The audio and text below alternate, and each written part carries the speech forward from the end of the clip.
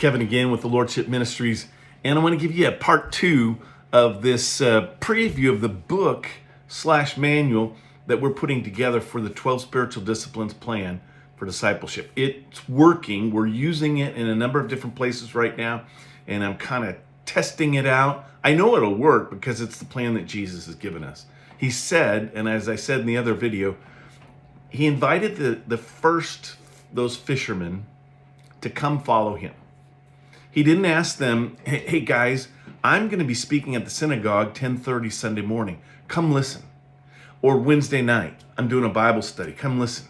He didn't say that because God knows how we are put together. He did it. And he knows that in our DNA, we are followers at heart. As a kid growing up, I can remember different situations where people followed the wrong one. Jim Jones and the People's Temple. Some of you recall that. Google it. Jim Jones, People's Temple, if you never heard of it. 900 people died. Incredible story of following somebody who wasn't following Jesus. David Koresh, Waco, Texas. People were following somebody who wasn't following Jesus. In the Bible, there's many instances where following is talked about. Paul has to deal with this issue in the church at Corinth, where some said they were following Apollos, some said they were following Paul, some said they were following somebody else, and some were following Jesus. And Paul said, no, you're not following me. He said, in fact, follow my example as I follow Christ. Now, this is something scientific. It's in our DNA. Jesus created, we were created and formed with this built into us that we follow. We follow. From the very instance of being born, we follow. And I want to read to you something that followership, this idea of followership, the science of following is called followership. And it's hardwired in. One of the Nobel Peace Prize winning guys named Konrad Lorenz discovered something. I'm going to drop some knowledge on you here. Discovered that young geese are biologically programmed to follow the first object that moves when they hatch from the egg. For a gosling, this is usually the mother goose, so that this intimate decision works well with them. But if something else gets in there after they hatch, they will follow it because they don't have the wisdom to know better. You and I have the wisdom to know better. We understand that following is built in. You're following somebody right now. You're following something right now.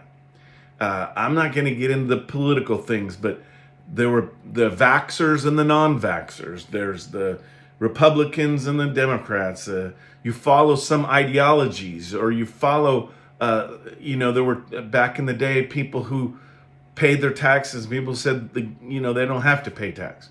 All different kinds of ways that we think. But God has given us the wisdom to know what is right to follow.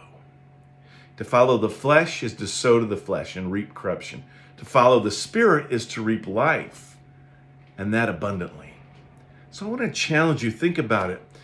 Our world today is being impacted by by a generation or a number of generations who have had bad examples to follow.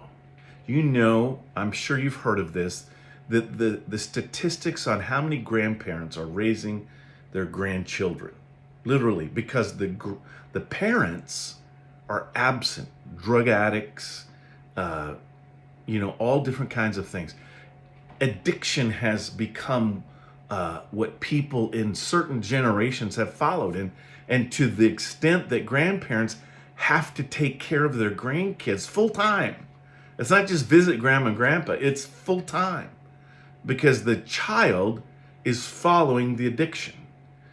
We live in a society that's impacted by people who've made the wrong choice on who to follow. And when you look at some of these young people, I want to challenge you.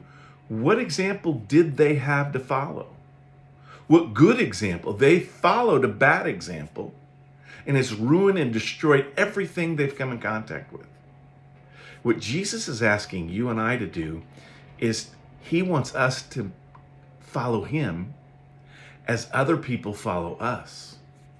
That's what it's all about. People don't care what you talk about. They don't read the Bible. They read the Christian Bible. Your actions speak louder than words. Don't do as I say, do as I do. Well, I know I mixed that up, but that's the whole concept. We don't do as people say. We do as they do. We follow their actions. People come to find Christ by following others. Are you ready to lead people by letting them see who you are inside the four walls of your home?